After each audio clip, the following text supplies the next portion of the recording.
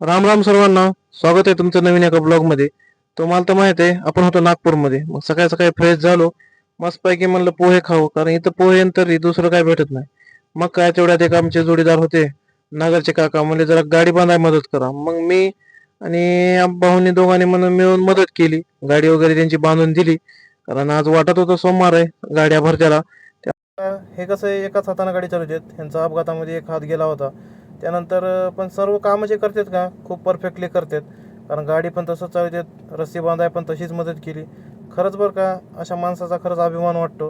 कारण आपल्याकडे दोन हात असून पण आपण जेवढं काम परफेक्टली करू शकत नाही, ते माणूस फक्त एकाच हाताने तेवढं परफेक्टली काम करतो.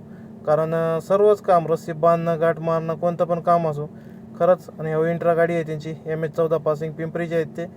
त्यांची मामाच्या ऑफिसला पण भेट झाली होती, मग काय इथं पण झाली. त्यानंतर त्यांनी आपल्याला सर्वांना तिघाला पण घेऊन गेले. म्हणलं चला नका नाश्ता करून येऊ. आपण तर केलेला होता, मग लाईट नाश्ता केला. मग म्हणलं ऑफिसला काय जुगाड लागते का बघावं. ऑफिसला जुगाड काय लागत नव्हतं. मग जेवण केलं दुपारी. मग एक ऑर्डर घेतली होती भरायची. कर्नाटकचा गुलबर्ग्याचा माल होता. मग आलो कंपनीमध्ये. कंपनीवाल्याला म्हणलं जरा गाडी ओपन करावं लागते. मग काय म्हणलं आता ओपन करावं लागते, ठीक आहे म्हणलं. ओपन वगैरे केलं. बाहेरचं काय फुल पाऊस चालू होतं, मग मधीच ओपन केली. त्यानंतर क्रेनच्या साह्याने समजा सामान वगैरे लोडिंग करणं चालू होतं. थोडं थोडं सामान लोडिंग केलं आणि थोडंसं राहिलं होतं. मग म्हणलं बांधून घ्या तोवर. मग काय पावसामध्ये बांधायचे लय हाल होते, कारण आपल्यासोबत नव्हता कोणी जोडीदार. कारण ते सर ऑफिसला आणि आपण होतो कंपनीत. त्यामुळं पावसामध्ये इतकी बेजारी काढली की नाही खरंच.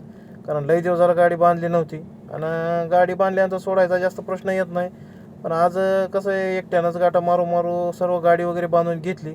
मग म्हणलं चालायचं, कारण धंदा असा आहे, धंद्यामध्ये समजाच गोष्टी बघाव्या लागतात.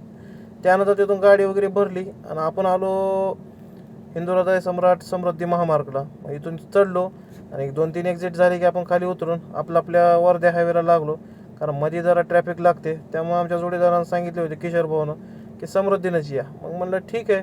पुढे आलो, टोलनाका वगैरे पास केला, मस्तपैकी जेवण केलं, शेवभाजी वगैरे घेतली. कारण त्या दिवशी भाऊनं भाजीला तिकट दिली ती, म्हणून आज दूध शेवच खावं म्हणलं.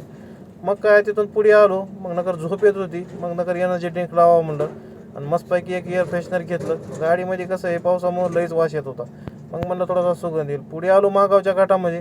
काय वाटत नाही, एक पण गाडी दिसत नाही. आपल्या रात्रभर ठोकून गावाकडे गाडी न्यायचीच होती. मग काय राम रिमटेली गाडी 50-55 ठोकत निघालो आपण गावाकडे. रस्त्यानं कवा तरी गाडी दिसत होती. मग म्हणलं चला आता चालू द्या. पुढे आलो वारंग्याला. थोडंसं डिझेल संपलं, कारण गाडीचा प्रॉब्लेम झाल्यापासून डिझेल कसं वेळेवर टाकतोय. डिझेल वगैरे टाकलं, निघालो गावाकडे. भेटू लवकरच नवीन एका ब्लॉग.